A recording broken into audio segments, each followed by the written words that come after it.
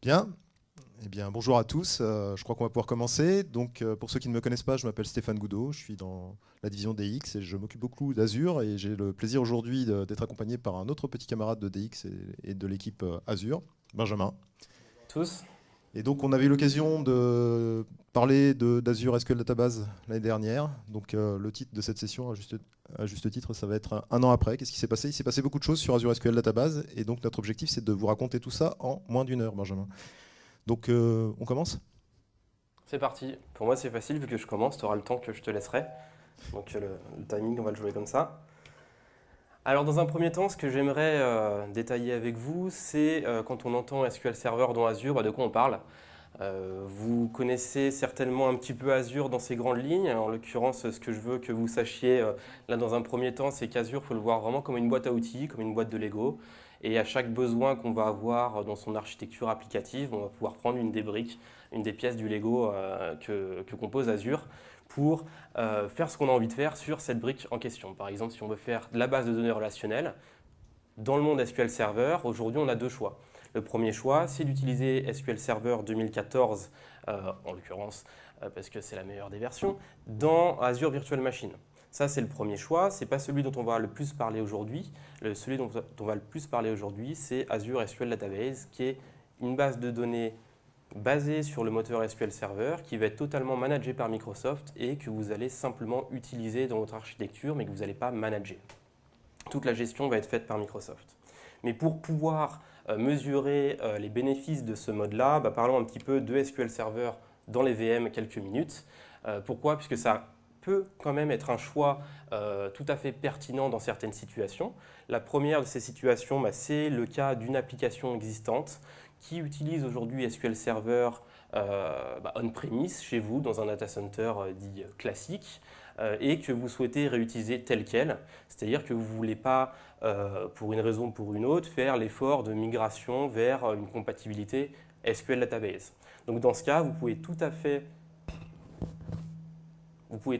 continuer à utiliser SQL Server, l'installer sur Azure Virtual Machine et l'utiliser, donc configurer vos Windows, configurer votre SQL Server, gérer vos backups vous-même, gérer vos notions de réplication, etc., etc. Donc vous faites ce que vous voulez. L'avantage par rapport à le faire chez vous, c'est que vous n'avez bien sûr pas de coût fixe pour les ressources physiques nécessaires à faire tourner tout ça. Et vous avez le scénario qui est le plus simple à mettre en place puisque vous faites pratiquement ce que vous faisiez chez vous. Par contre, le plus simple à mettre en place, ça dépend de quel côté on se place. Moi, je suis plutôt un profil développeur. Je ne sais pas si vous êtes plutôt infra, plutôt développeur. Mais quand je vois ce genre de schéma, je me dis ça va peut-être pas être si simple que ça.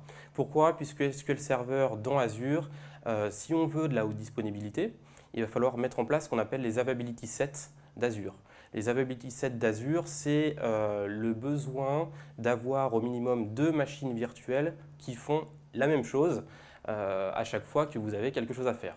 Concrètement, si on prend la partie de droite, Active Directory, le domaine contrôleur, si vous voulez avoir une architecture hautement disponible, si vous voulez avoir des SLA de disponibilité de la part de Microsoft, il va falloir raisonner avec un Active Directory, un contrôleur primaire et un contrôleur secondaire qui vont être déclarés dans le même availability set. Si jamais Azure a besoin de mettre à jour la machine physique qui va être sous l'une des 2 machines virtuelles, il va pouvoir le faire sans faire tomber votre application. Ça va être la même chose côté SQL Server. Donc on va avoir besoin de 2 machines pour faire tourner SQL Server. Et comme on va utiliser Always On et la notion d'Availability Group dans Always On, on va avoir besoin d'une 3e machine qui va être là pour faire le témoin de réplication.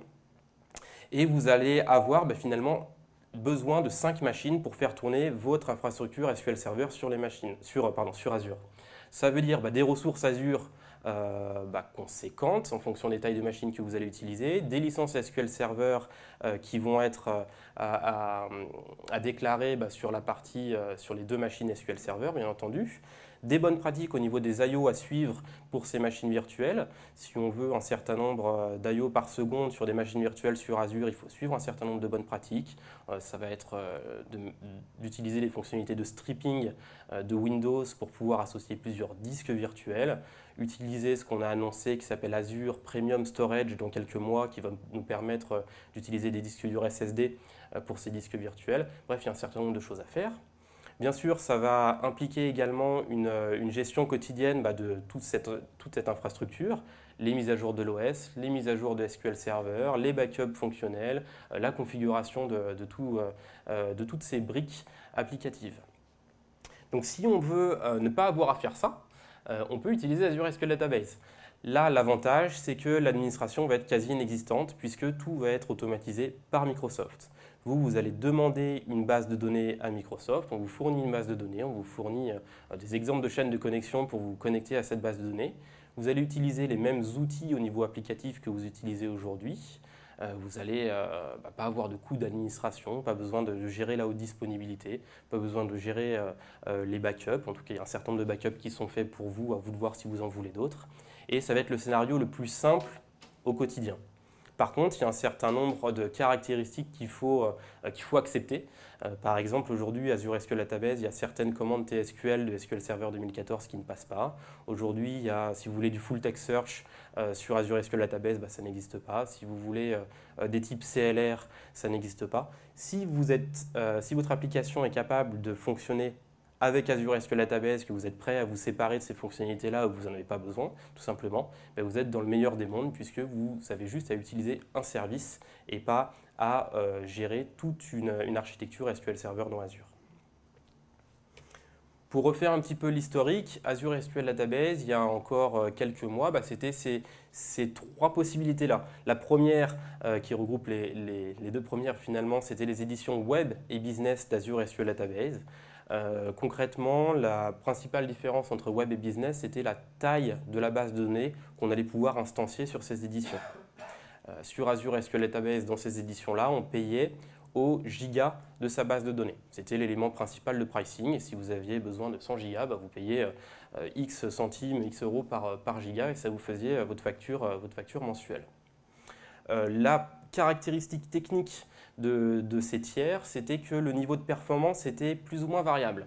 Concrètement, il n'y avait pas ou peu de quotas appliqués par utilisateur. C'est-à-dire que si vous aviez une base à un moment donné qui répondait très bien, qui avait un niveau de performance qui correspondait à ce que vous attendiez, et que quelques heures plus tard, vous aviez un petit copain, un autre client d'Azure sur le même serveur physique que vous, qui faisait tourner un batch sur le même serveur, sur une de ces bases de données, potentiellement, votre base de données aura moins de performance à ce moment-là. Donc vous allez avoir des performances variables qui ne sont pas constantes dans le temps. Sur ces éditions web et business, c'était quelque chose qui a été plutôt critiqué dans la communauté, chez nos clients, et sur lequel on a voulu travailler. Donc la première chose qu'on a fait, c'est qu'on a annoncé un tiers et on a sorti un tiers qui s'appelle Premium, qui fournit déjà plus de performance par rapport à web et business, mais qui fournit surtout un niveau de performance constant dans le temps. Donc concrètement, ce qu'on a fait, c'est qu'on a mis des quotas très clairs et fixés, base de données par base de données, donc client par client, pour pouvoir avoir ces performances constantes dans le temps.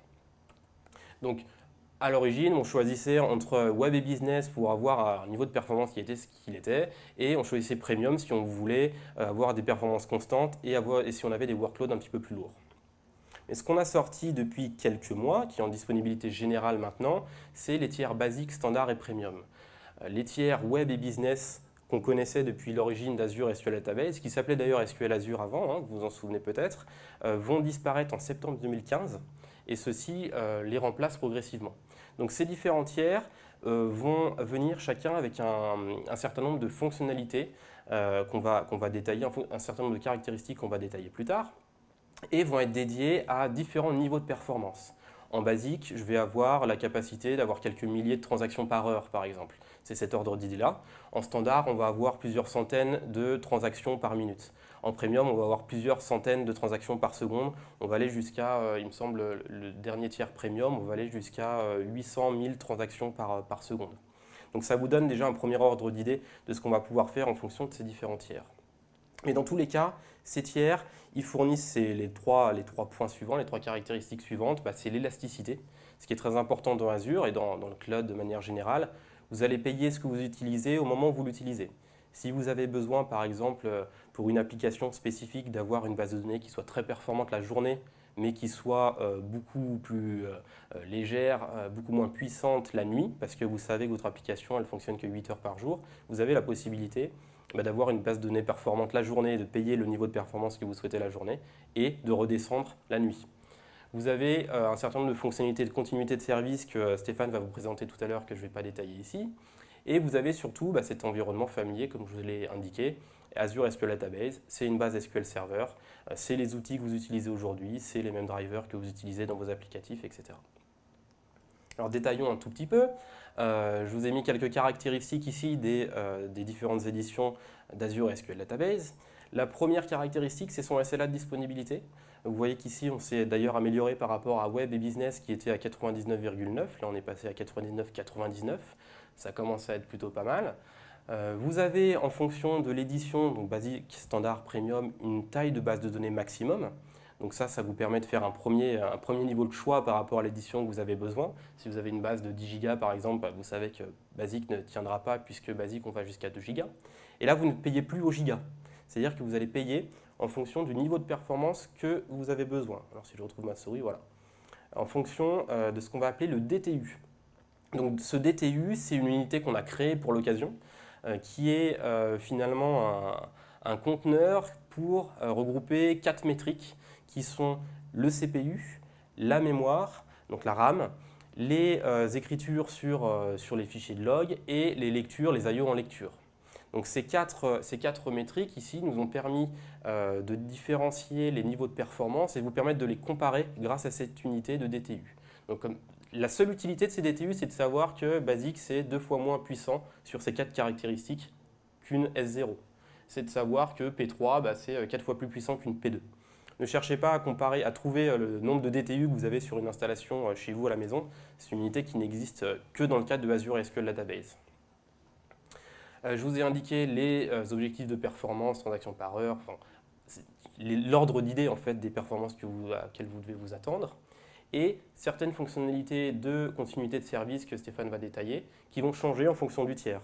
C'est-à-dire que vous allez choisir un niveau de performance, mais également un niveau de fonctionnalité, un niveau fonctionnel de votre base de données. Si vous savez que vous avez besoin d'une géoréplication avec lecture seule, avec lecture active sur un autre data center, même si vous avez besoin de très peu de performance, il faudra quand même passer sur un tiers premium, puisque cette option que détaillera Stéphane est disponible qu'en premium. Est-ce que c'est à peu près clair jusqu'à présent? Oui. Alors comment on choisit justement ce niveau de performance? Donc, je vais prendre 2 cas. Le premier cas, c'est on a un nouveau besoin, une nouvelle base de données Azure SQL Database. Ce qu'on va vous conseiller de faire, c'est d'utiliser un niveau de référence. Généralement, on va utiliser le S2. C'est de faire des tests sur le workload, sur l'application que vous voulez mettre sur Azure et de regarder comment l'application se comporte en suivant un certain nombre de métriques que vous allez retrouver sur la base master de votre serveur Azure SQL Database. Donc on va le faire dans quelques temps, mais globalement on a un certain nombre de métriques, c'est sous 6 ressources stats qui vont nous indiquer combien au niveau du pourcentage CPU par rapport au maximum qu'on a droit sur le tiers S2, à combien on se situe. À combien on se situe sur le maximum d'IO en lecture qu'on a droit sur le tiers S2, etc., etc. Donc en fonction de ça, on va pouvoir voir si le S2 finalement était trop par rapport à ce qu'on avait besoin et pourquoi pas passer sur une S1, ou alors on va se rendre compte que c'était plutôt une P1 qu'on avait besoin. On va également devoir suivre 2 métriques qui varient en fonction des éditions, c'est le nombre de worker threads et le nombre de sessions. Donc le maximum est capé en fonction du niveau de performance de Basic à P3. Ce qui est important également, je vous ai dit qu'un des principaux facteurs de ces nouveaux tiers, c'est d'avoir des performances qui sont constantes, qui sont prédictibles. Ces performances vont être, plus vous allez monter dans les tiers, plus vont être prédictibles. Concrètement, plus vous allez monter dans les tiers, moins vous aurez de personnes à côté de vous. Même si dès le basique, on va avoir un bon niveau de prédictabilité, de constance sur les performances. On va regarder ça dans une démo juste après, mais prenons l'autre hypothèse. Vous avez une base existante qui est aujourd'hui sur web ou business. Vous souhaitez savoir quelle édition sur les nouvelles éditions vous avez besoin d'utiliser pour avoir des performances acceptables pour votre application. Vous ne trouverez jamais en fait, un tableau qui va comparer les performances web business par rapport aux nouveaux tiers. Pourquoi? Parce que c'est trop dépendant du workload que vous utilisez. Chaque workload est différent. Il y en a certains qui ont besoin de plus de CPU, d'autres qui ont besoin de plus de lecture d'IO, etc., etc. Donc la seule façon de le savoir, c'est de tester sur votre applicatif. Donc de faire finalement le même test que j'ai indiqué précédemment. Mais avant de commencer à tester sur une S2, ce qui est intéressant, c'est qu'on a créé les métriques sous ressources stats des éditions web et business en faisant une normalisation en fait, des performances attendues sur un niveau S2. C'est-à-dire que vous n'avez pas besoin de passer sur une S2 pour savoir comment votre base de données se comporte par rapport à une S2. Est-ce que je suis clair? Je vois des têtes qui... à peu près. Donc, quand vous êtes sur une édition web ou business, que vous avez besoin de savoir comment votre application, comment votre base de données va se comporter sur un niveau S2, vous allez pouvoir utiliser les métriques sur votre base master ressources stats qui ont été normalisées par rapport au quota d'une S2. Donc si vous voyez par exemple que vous avez utilisé 80% du CPU qui est disponible sur une S2 dans votre édition business, bah vous savez que voilà, vous êtes entre 40 et 100% par rapport au quota d'une S2, vous êtes plutôt bien. Si vous voyez que vous êtes entre 20 et 40%, bah peut-être qu'une S1 serait suffisante. Si vous êtes à plus de 400%, bah il faudra commencer à tester par une P3. Puisque la prochaine étape, c'est effectivement de tester et d'optimiser en fonction de ce que vous constatez réellement une fois que vous avez migré. Donc on va le faire, ce sera peut-être plus clair par la démo. Alors la première chose qu'on va faire, c'est qu'on va déjà, pour ceux qui ne l'auraient jamais vu, jamais fait, créer une nouvelle base de données Azure SQL Database. Donc là, je suis sur le portail Azure, d'accord, ça ira mieux comme ça. Je suis sur le portail Azure classique. Alors ce que j'ai fait quand je pensais que j'étais devant vous, c'est simplement cliquer sur Nouveau, base de données SQL, création personnalisée.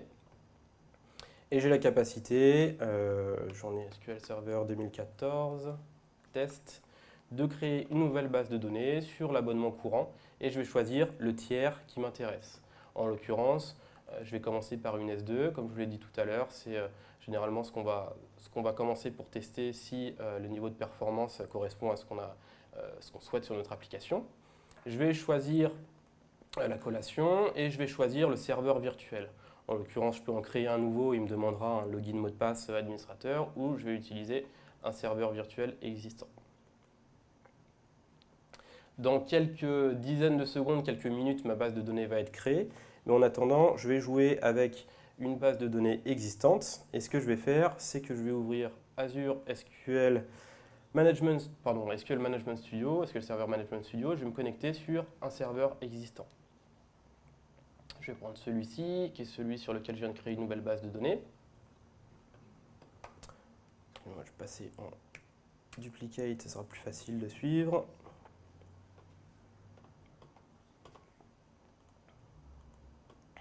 Et je vais retrouver mes différentes bases de données. Celle-ci, c'est celle que j'ai créée à l'instant. Je vais jouer avec celle-ci dans un premier temps et je vais aller voir si cette première base de données, donc alpha test 2014 11 30 23 est sur le bon niveau de performance par rapport aux quotas qui sont appliqués sur cette base de données. Donc pour ça, comme je vous l'ai dit, je vais faire une requête sur sysmaster, sur master sur ressources stats, 6.ressources et je vais tout de suite appliquer cette requête. Donc je vais requêter finalement tous les champs de ressources stats. Je vais prendre les 10 premiers, le top 10. Et je constate, donc c'est par période de 5 minutes, je constate un certain nombre de métriques. Alors ce qu'on va aller voir ici, alors on ne va pas faire les 10 premiers puisque j'ai créé un test de charge, donc j'ai généré de la charge ce matin sur ma base de données.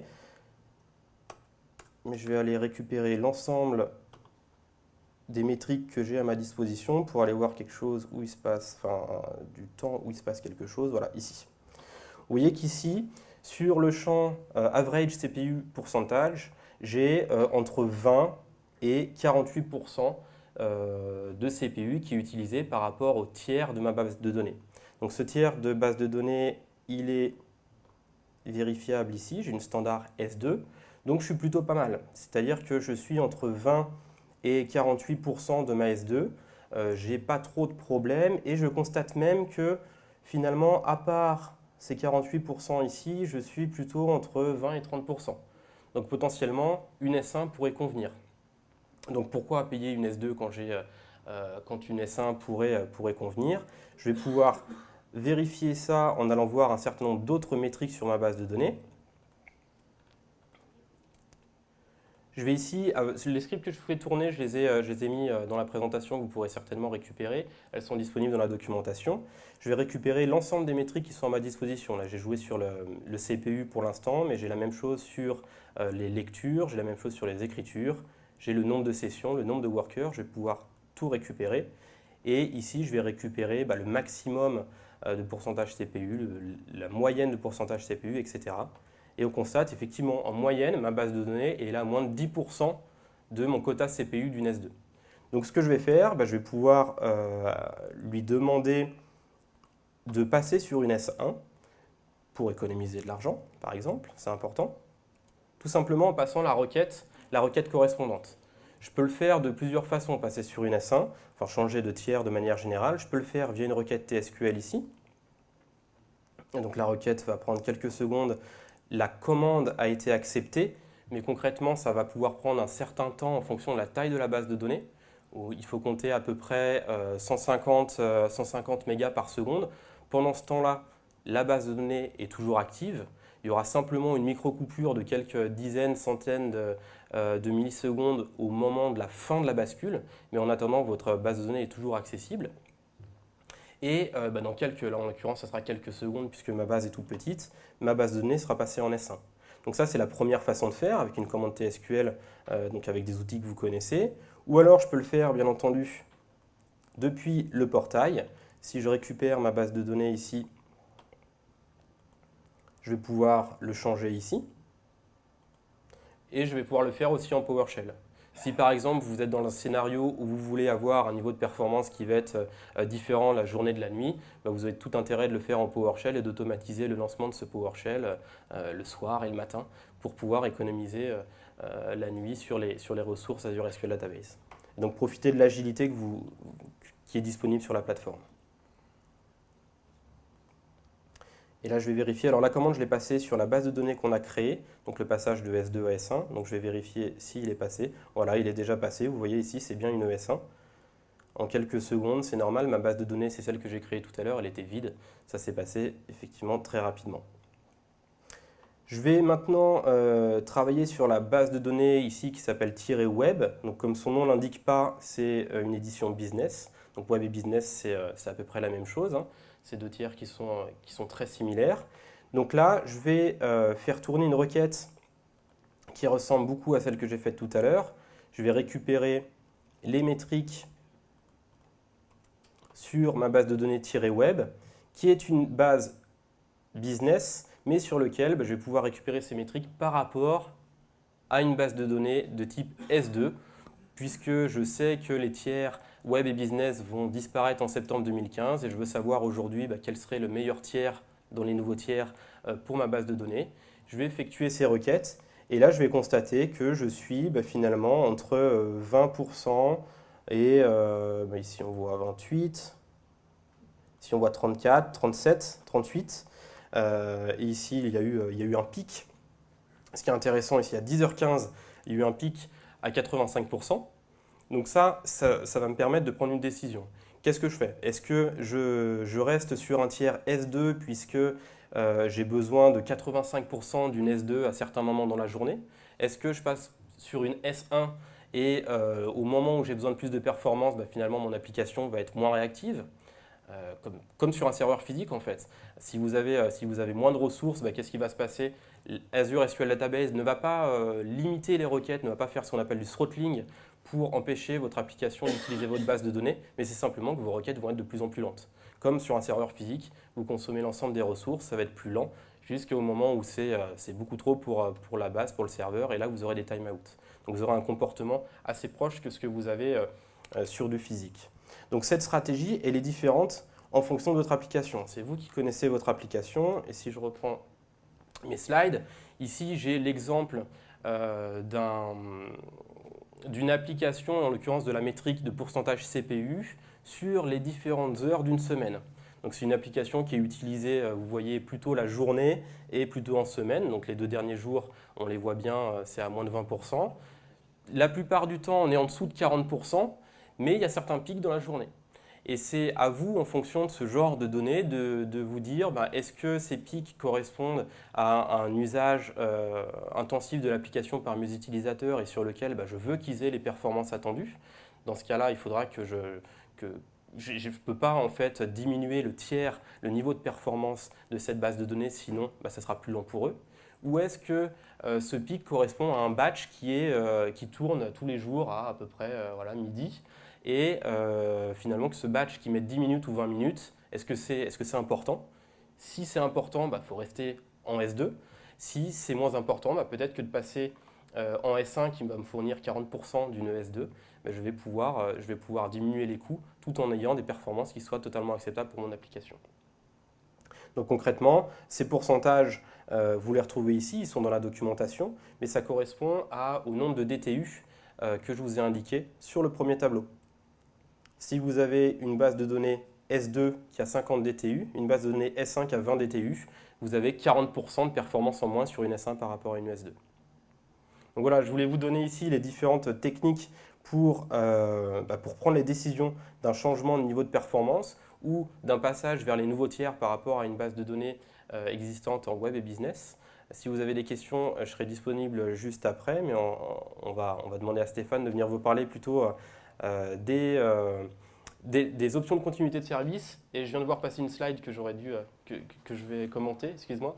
Il y a un certain nombre de points d'Azure SQL Database qui vont changer dans les prochains mois, qui ont été pré-annoncés, qui peuvent être importantes également à savoir. C'est que dans quelques semaines maintenant, on va avoir une preview de nouveaux tiers Azure SQL Database qui vont fournir une plus grande surface fonctionnelle par rapport à SQL Server 2014.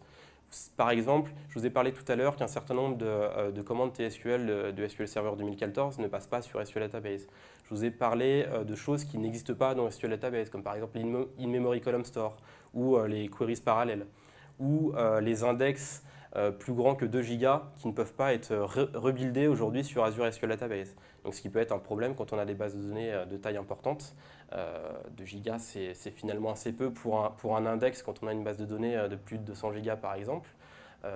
C'est quelque chose qu'on ne peut pas faire aujourd'hui sur Azure SQL Database. Donc ça va changer dans les prochaines semaines. On a une preview là-dessus et ça va changer donc en disponibilité générale dans les prochains mois. Et enfin, si jamais vous avez des besoins qui sont comparables à des besoins d'éditeurs de logiciels, si vous travaillez chez des éditeurs de logiciels et que vous avez par exemple une base de données par client, on a par exemple un éditeur avec qui on travaille beaucoup en ce moment qui a plusieurs centaines, voire quelques milliers maintenant de bases de données Azure SQL Database. Pourquoi? Parce qu'ils ont une base de données par client et ils ont à peu près ce nombre-là de clients. Donc il y a un modèle qui va être fait pour ce genre de besoin. On va déterminer un nombre de DTU global que l'on souhaite réserver et sur lequel on va pouvoir déclarer un certain nombre de bases de données. Par exemple, on va indiquer, moi j'ai besoin de 10 000 DTU. Ce n'est pas sur une base particulière que j'ai besoin de tant de DTU, mais c'est sur cet ensemble de bases. Je paye pour ces 10 000 DTU et Azure, débrouille-toi pour répartir les DTU en fonction de ce qu'ont besoin les bases de données que j'utilise à un instant T. Donc ça, c'est spécialisé pour les éditeurs de logiciels. Ce sera disponible pour tout le monde. Dans certains cas, ça peut être intéressant, notamment pour les scénarios de sharding que tu vas évoquer tout à l'heure. Tout à fait. Alors, attends, je débranche proprement. Pardon. Ouais.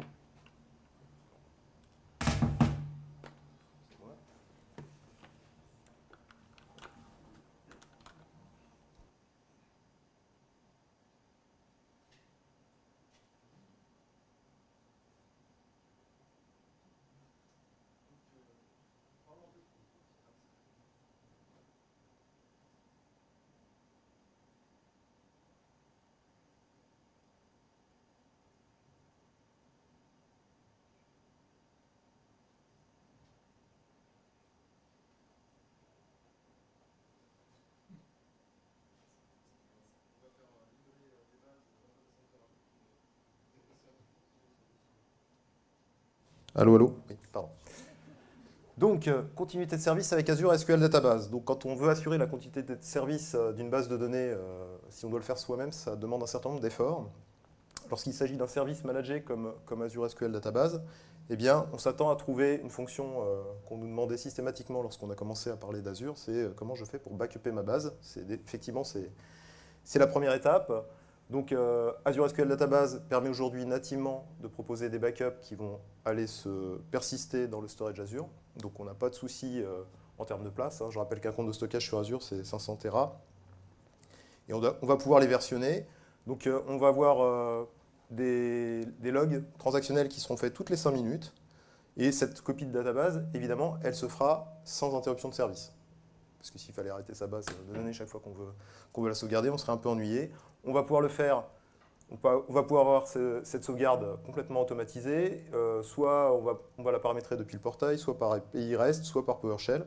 Et donc on a une politique de rétention des sauvegardes qui va dépendre en fait des modèles de service que vous a présenté Benjamin précédemment.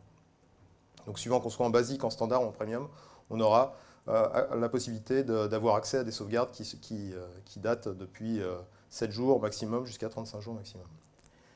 Donc évidemment, qui dit sauvegarde, dit restore.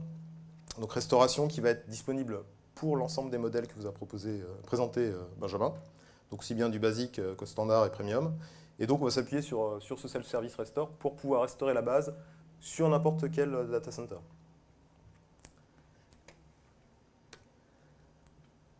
Donc on a la capacité de backuper et de restaurer. Maintenant, ce qui peut être intéressant, c'est de pouvoir assurer une continuité de service et redémarrer en cas de dysfonctionnement sur un serveur ou sur une base hébergée dans ce serveur. Donc en standard, on a nativement ce qu'on appelle la géoréplication.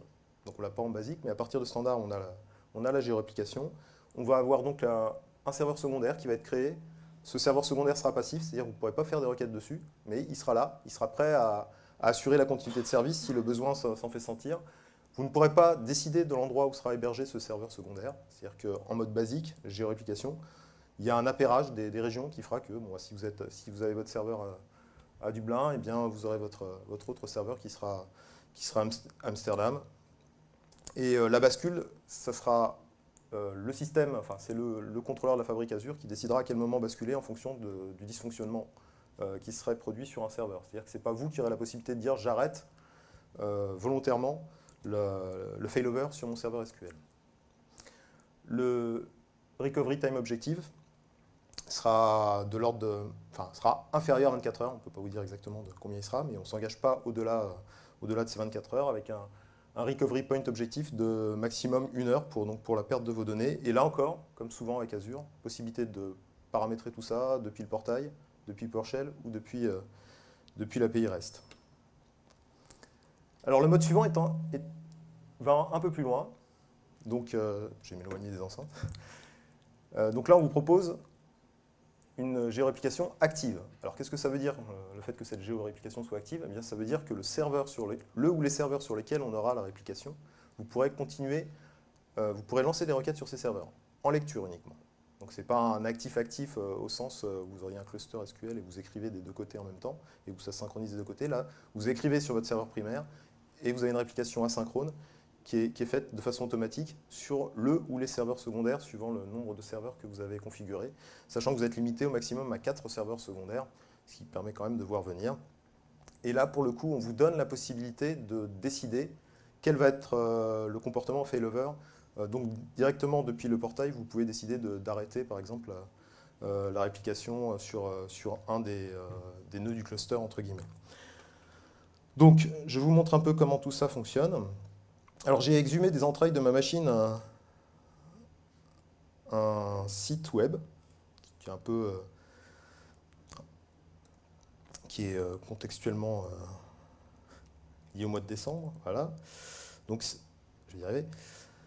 Donc, ce site web, comme vous pouvez le voir, c'est un site web Azure. On reconnaît les sites web Azure, entre autres, au fait qu'ils ont une extension azurewebsites.net.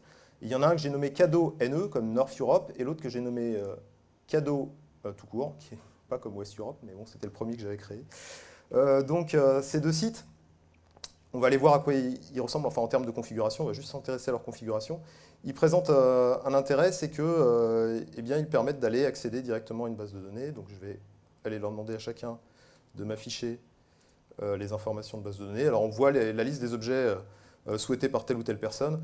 Donc là, en l'occurrence, j'en profite pour saluer mon ami Blaise qui est parti vers d'autres horizons, mais qui avait été très inspiré, comme vous pouvez le voir, sur sa liste au Père Noël.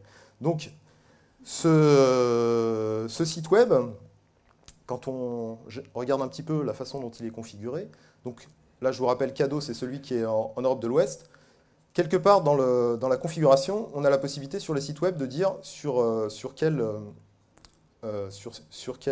serveur de base de données on est en train de travailler, au sens logique du terme. Donc là, évidemment, par défaut, c'est caché, mais je ne vais rien vous cacher. Donc la chaîne de connexion, ici, on voit que j'ai une chaîne de connexion sur un serveur qui s'appelle 5G S5G quelque chose. Et donc ce serveur, si je n'ai pas interverti l'ordre de mes onglets, il devrait être là, avec une base de données Cadeau. Pardon, je vais aller voir. Je vais aller sur les serveurs, ça sera plus clair. Donc c'est ce serveur-là. Et quand je vais sur la base de données, je vois que j'ai une base de données Cadeau en Europe de l'Ouest. Et cette base de données, je me suis dit, tiens, bon déjà, elle est backupée, hein, en principe. S'il veut bien m'afficher la configuration du backup. Voilà, elle est backupée. Bon, en plus, accessoirement, c'est du premium. Et donc, cette base de données, pardon, si je reviens ici, je suis sur mon serveur, donc je voulais aller sur ma base. J'ai configuré la géoréplication. Alors bon, j'étais en premium, donc j'aurais pu mettre 4 serveurs secondaires. Je me suis contenté d'un seul serveur. Vous voyez ici que je peux décider de l'arrêt ou pas du failover sur mon serveur secondaire. Et donc là, ma base est en Europe de l'Ouest et je l'ai répliquée sur un serveur qui est en Europe du Nord. Donc même nom de database. Donc en Europe du Nord, effectivement, j'ai la visibilité sur mon serveur secondaire. On voit bien qu'il est à l'état actif en termes de réplication. Et donc là aussi, je peux l'arrêter directement depuis le portail. Et donc ce deuxième serveur qui est le réplica, il est accessible uniquement en lecture. Il est accessible en lecture depuis un autre site web qui cette fois-ci tourne en Europe du Nord. Tant qu'à faire, éviter de croiser, hein, éviter de mettre la base sur un serveur Europe de l'Ouest avec un site web en Europe du Nord et inversement. Et là, dans la configuration, évidemment, j'ai pris soin de mettre la base sur mon serveur qui est, lui, vous avez vu le mot de passe, il faudra que je le change, qui est en Europe du Nord. Donc, bon, l'intérêt de faire ce type de configuration, ben, il est assez évident, en fait. C'est-à-dire que si j'ai la possibilité d'afficher mes deux sites, si je fais une modification, par exemple, sur mon serveur primaire, d'ailleurs, il ne faut pas que je les change d'ordre, parce que pour le coup, le serveur primaire est en Europe de l'Ouest. Oups. Et si je ne le modifie pas, ça ne va pas marcher. Bon, alors tu dis pas ça, c'est une blague assez récurrente de mes petits camarades. Ça venait de là à l'origine. Déjà, ce serait peut-être pas mal qu'il le modifie quand même. Hello.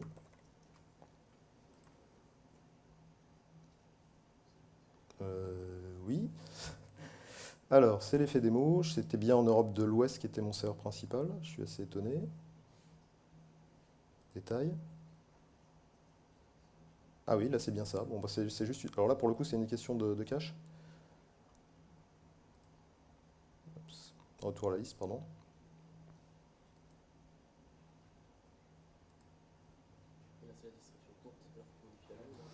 Ah, j'ai modifié la description courte, c'est pour ça. Ah oui, d'accord. Ah oui, c'est le. Bon, bah, alors je suis avec. Autant pour moi. Voilà, ok. Merci Benjamin. Voilà, donc bon, la démo, il n'y avait pas grand-chose à faire, mais j'ai quand même réussi à me tromper. Donc comme vous l'avez vu, il suffit de modifier la base qui est considérée comme étant primaire, enfin, qui est hébergée sur le serveur dit primaire, pour avoir sa réplication instantanée, enfin instantanée, asynchrone, mais automatisée sur le serveur secondaire. Donc ça permet d'envisager des scénarios qui, techniquement, ne sont pas forcément simples à mettre en place si vous commencez à le faire vous-même à base de, je sais pas, de Sign Framework ou d'autres technologies. Donc ça, c'est un premier point. Comment rendre sa base hautement disponible en la backupant et ainsi de suite. Le deuxième point est très intéressant parce qu'on parle souvent de l'élasticité du cloud. Alors, qu'est-ce que ça veut dire l'élasticité souvent, ce que ça veut dire, c'est qu'on est capable de scaler à l'horizontale ou à la verticale sur les machines virtuelles qui vont être en frontale de la base de données. Donc, on a des tas de technos assez intéressants de ce point de vue-là, notamment l'autoscaling, que vous avez peut-être déjà vu sur les websites, sur les cloud service pass. On va pouvoir ajouter des instances en fonction du comportement de la consommation CPU sur la machine, par exemple. Et on va pouvoir évidemment scaler aussi en up and down sur la machine, en changeant le niveau de la machine. On va pouvoir passer de A3 à 4, mais là, ça prend un peu plus de temps. Donc, la proposition de valeur mise en avant sur l'élasticité du cloud, c'est souvent de passer par un scale-out et en rajoutant des instances. Eh bien, Azure SQL Database Elastic-Scale, c'est la même philosophie, mais cette fois-ci au niveau de la base de données. Donc, on va s'appuyer sur un modèle assez fréquent, en fait, qui est le pattern dit de sharding, donc de partitionnement de la base de données. Alors, c'est quelque chose qu'on voit dès le début d'Azure et même indépendamment d'Azure, puisqu'on peut faire du sharding aussi à demeure. Et l'objectif, c'était, chaque fois qu'on arrivait à une limite, par exemple, ça pouvait être donc la limite en termes de capacité. Prenons Azure SQL Database, en premium, vous montez jusqu'à 500 gigas. Comment est-ce que vous faites quand votre base elle fait 1 Tera? Donc, on peut répondre à cette problématique en créant tout simplement 2 bases, 2 fois 500, ça fait 1 Tera. Il y a une autre limite qui est la limite de performance. Donc, on a vu avec Benjamin que maintenant, on avait un peu plus de latitude pour choisir, en fonction d'un paramètre, un critère DTU, la performance du serveur qui va pouvoir répondre à la sollicitation. Mais si on a une demande qui va correspondre à non pas 800 DTU, mais je ne sais pas moi, 80 000 DTU, on aime bien ce genre de scénario, là il va falloir quand même empiler les bases de données pour pouvoir répondre.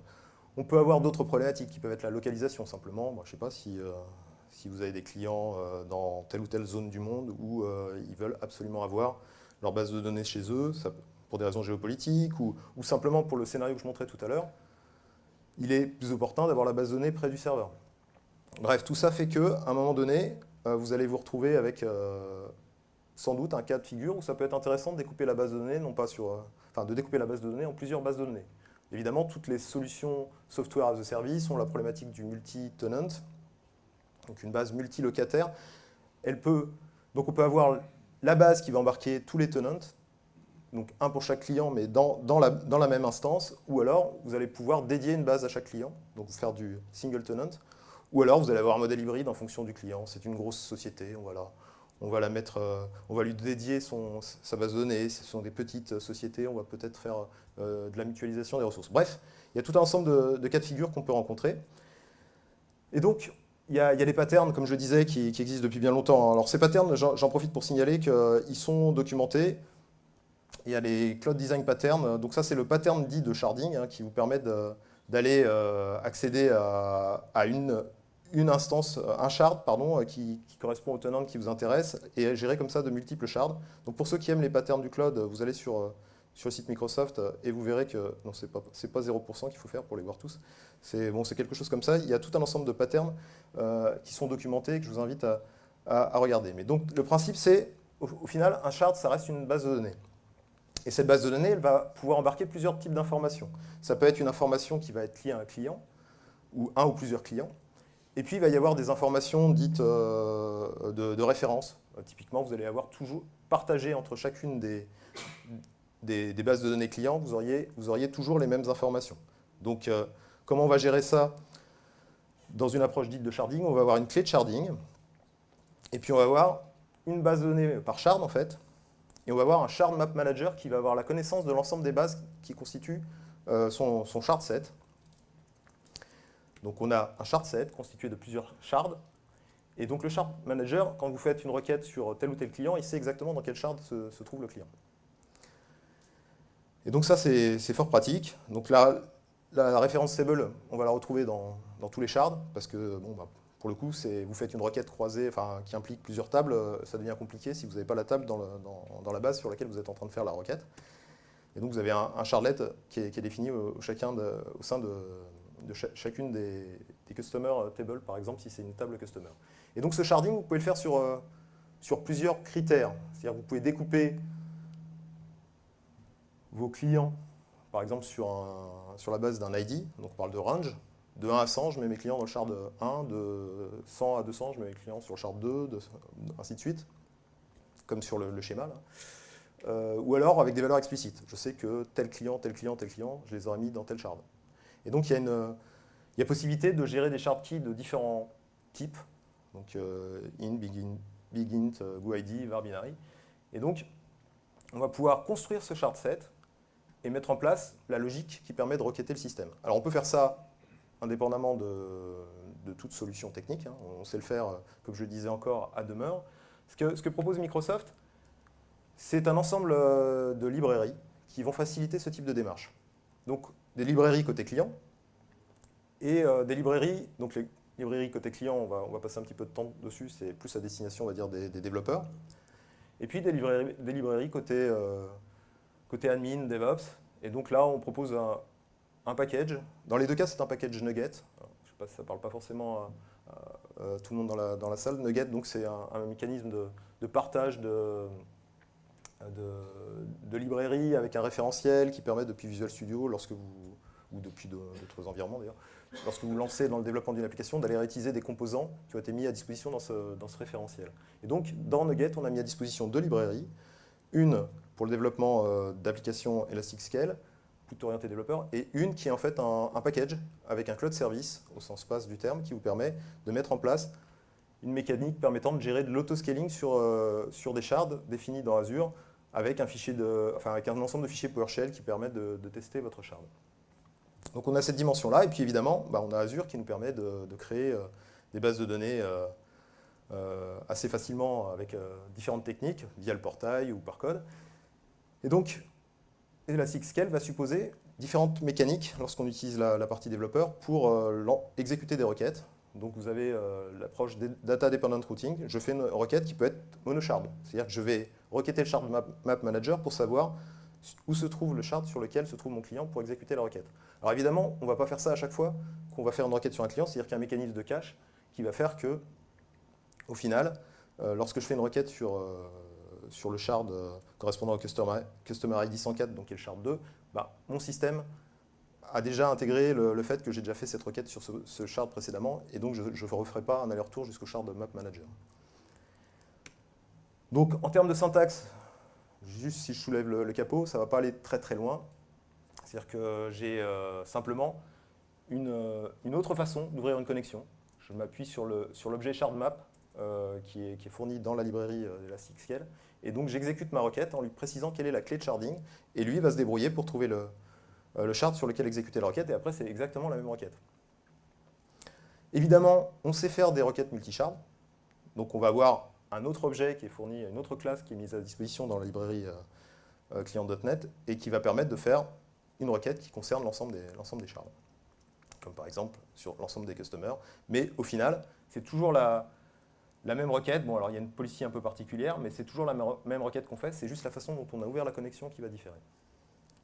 Alors, que je vous montre un peu rapidement tout ça. Donc, je vais vous montrer un code qui ressemble peu ou prou à la démo qu'avait fait Thorsten Grabs, qui est le principal programme manager sur Elastic-Scale, sur Channel 9. Si vous n'avez pas eu l'occasion d'aller la voir, je vous invite à le faire. Donc, c'est lui qui m'a mis à disposition cette démo, bien gentiment. Alors, ce n'est pas tout à fait le même fonctionnement, mais donc je vais vous montrer ça.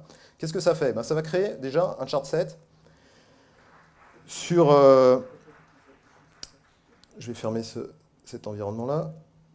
Sur un serveur sur lequel, pour l'instant, je n'ai pas de base de données. Je fais un refresh, j'ai rien du tout. Je vais vérifier quand même. Je vais en profiter pour fermer mon site du Père Noël.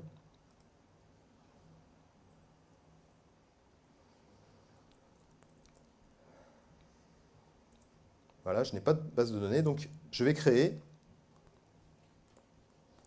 lancer un code. Alors ce code, qu'est-ce qu'il va faire? Il va lancer... oups.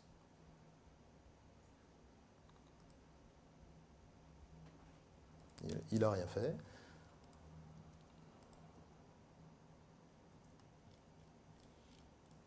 Ah, attendez.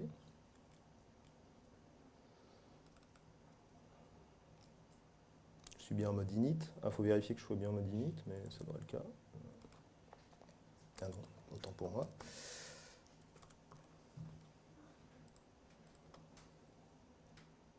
Voilà. Donc, ça crée d'abord une base qui s'appelle Peer 1 Map Manager. Et ça va la mettre en ligne. Et donc, ça va être mon Map Manager. Alors, pendant qu'il s'exécute ce code, on va très rapidement jeter un œil à ce qu'il fait.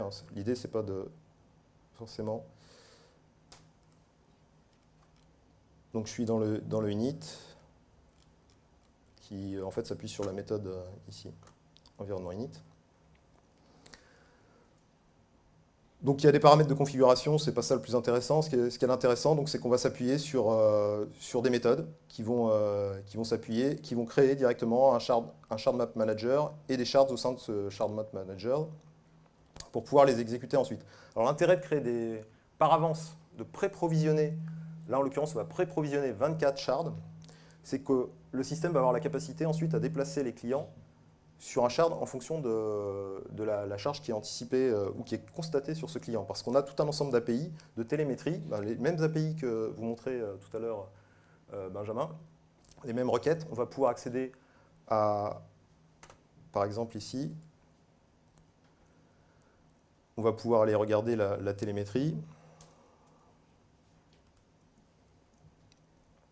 sur le CPU par exemple.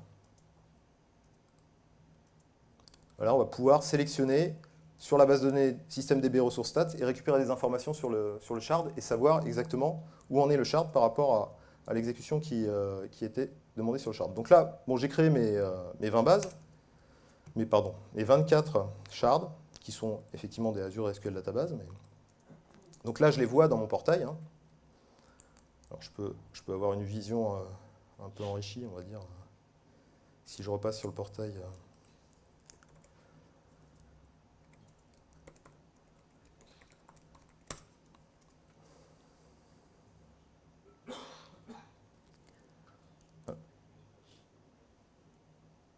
Donc là, je vais voir mes databases qui ont différentes fonctions. C'est toujours les mêmes tables qu'on crée sur ces bases, hein, pendant qu'ils se chargent.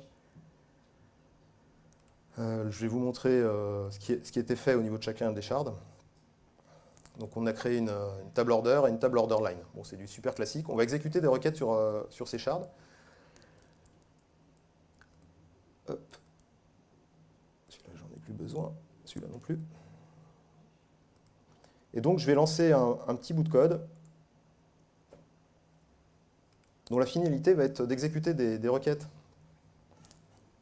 sur ce shard set. Donc, je vais le lancer. Bon, pendant ce temps, je pense que mon... Ah non, il n'est pas apparu encore.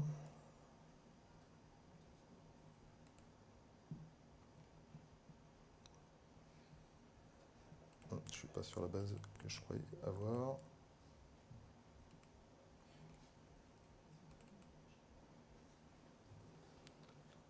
Alors, j'ai peut-être rentré un numéro de base sans le vouloir. Ah oui, d'accord, je comprends mieux.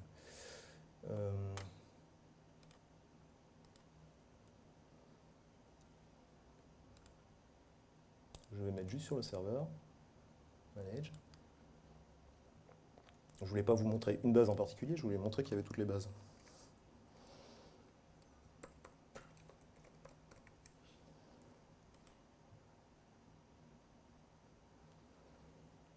Voilà, maintenant donc j'ai bien 25 databases. Voilà, donc j'ai l'intégralité de mes bases qui sont disponibles, sur lesquelles je peux faire des requêtes. Donc, alors mon petit bout de code qui est ici, en fait, qu'est-ce qu'il fait? Il fait des transactions, il démarre tout doucement, puis il fait des transactions sur les shards. Là, je suis arrivé à une limite, on va dire, mettons que par rapport aux résultats que je récupère, je souhaite aller au-delà de 97% en termes de CPU. Je vais pouvoir activer du sharding, cette fois-ci, horizontal dans un premier temps. C'est-à-dire que je vais pouvoir lancer des requêtes sur des nouveaux shards, donc des shards qui existent déjà.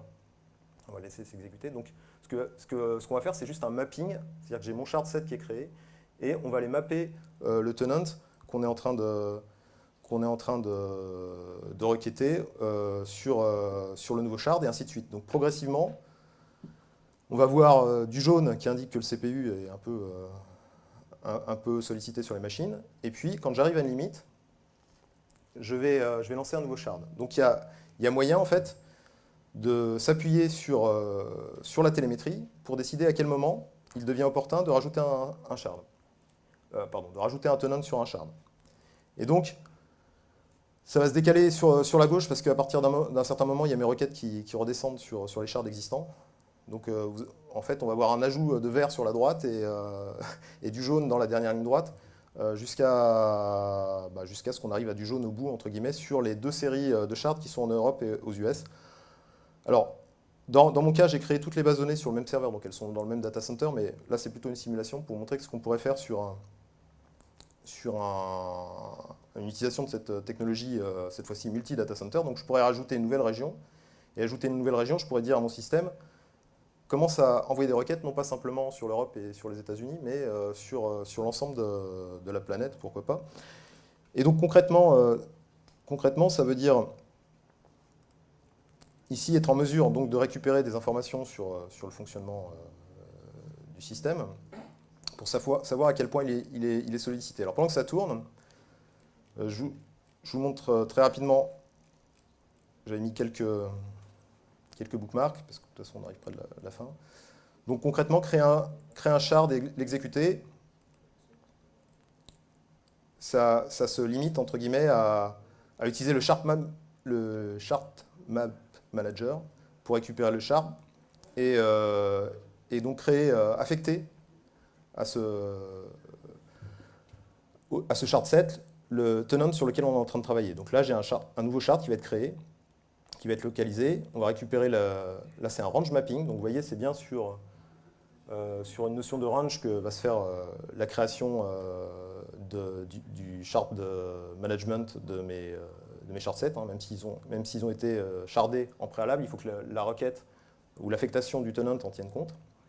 Et puis on va l'updater en continu. Ce que je voulais vous montrer également, donc, oui, le temps. Ici, c'est la partie qui permet de décider quel est le modèle de service sur lequel tourne le tiers le shard lui-même. Donc, encore une fois, ça reste une Azure SQL Database. Donc, ça veut dire qu'on est capable, en fonction des informations de CPU qu'on a retrouvées à travers la requête que vous a présentée Benjamin, de changer, d'altérer le modèle de la base de données de façon dynamique. Donc, je peux changer son modèle de service. Elle va être capable d'encaisser un peu plus de requêtes.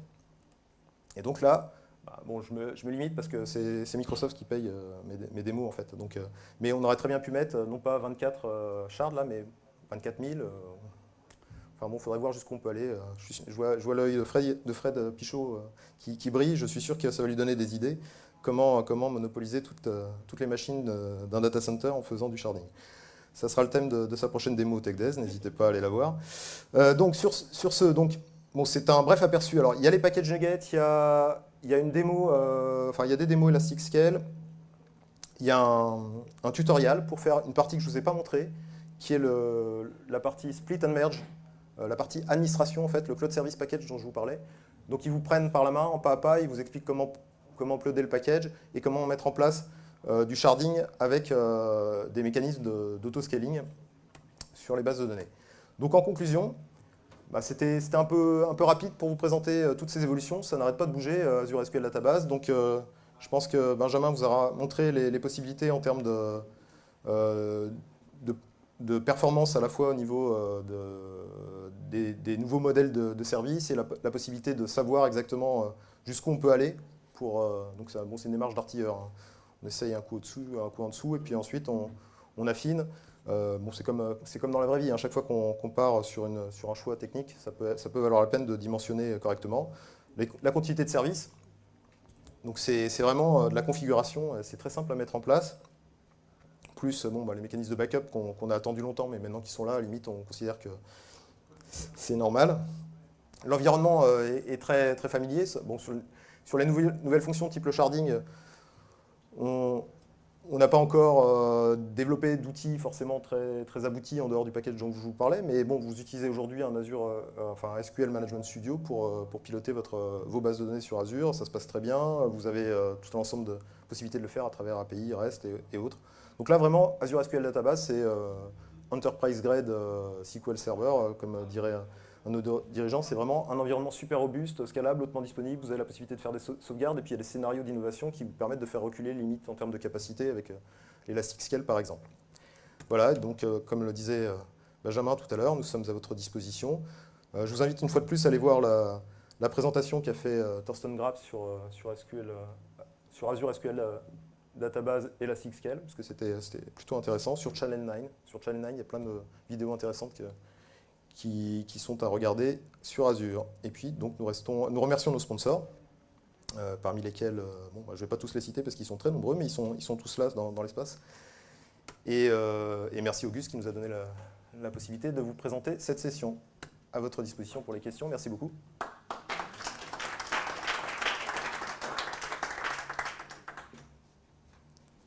Il faut faire quelque chose pour que ça s'arrête l'enregistrement ou c'était automatique? Bon, donc, les questions. Élargir la plage de sharding, et qu'on a besoin de plus de stockage. Les bases vont passer de 250 à 500 automatiquement pour qu'on va service. En fait, en fonction du tiers que vous utilisez, vous avez une taille maximum et vous n'avez pas besoin de déclarer ce que vous avez besoin. C'est-à-dire que si vous êtes sur une premium, si vous passez de 150 à 200, à 250, etc., ça se fait automatiquement.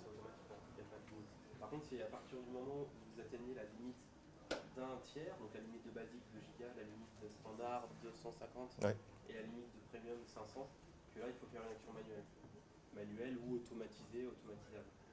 Et en fonction de ça, si une base de données ne vous suffit pas, c'est là qu'il faut mettre en place les notions de sharding que vous expliquez. Sur la taille, il vaut quand même mieux l'anticiper un petit peu, quoi. Oui, effectivement. Même si, voilà, parce que si vous avez votre métrique qui vous prévient que vous êtes arrivé aux limites alors que vous êtes déjà en continu en train d'écrire, c'est-à-dire que vous n'allez plus pouvoir écrire sur la base et là vous risquez de perdre potentiellement de l'argent. Si vous êtes sur une basique à 1,8 et que 2 mois après vous passez à 2 Go, les écritures sont stoppées. Et tout à l'heure, quand on voyait qu'on pouvait redescendre en standard, si jamais on était avec une base de 500 ou 400 Go, du coup ça va se passer comment alors que la standard est Je pense qu'il fait une erreur, il ne vous laissera pas passer en fait. Je l'ai pas testé, mais il faut être en dessous de 250. C'était bien essayé, mais non. Ça sera...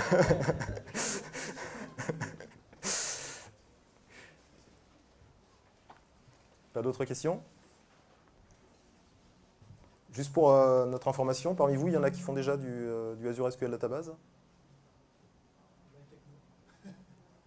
Bon, il y en a qui ont l'intention d'en faire suite à cette brillante présentation. Seulement une personne? On a convaincu qu'une personne? Chut. Bon, merci beaucoup en tout cas.